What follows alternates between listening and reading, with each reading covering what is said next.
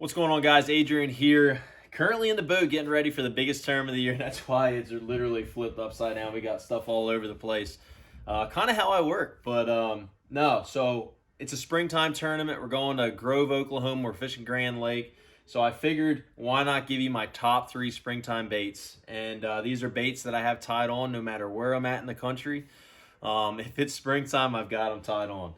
So the first one is going to get ahead, and it's going to be the Berkley Fritz 5. David Fritz did a phenomenal job designing this crankbait. It's a tight wobbling crankbait, really similar to the guys that throw the OG balsa style, flat-sided crankbaits. And this here is just one of my favorites.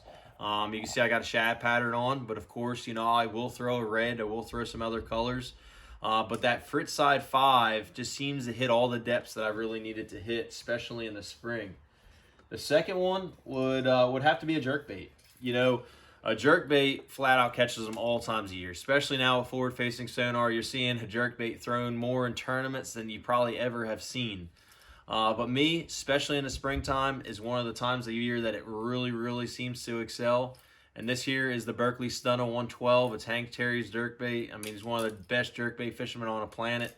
And he did a phenomenal job designing this bait. And I have a 112 and I have a 112 plus. Depending on what depth I'm fishing, it depends on what bait I will throw.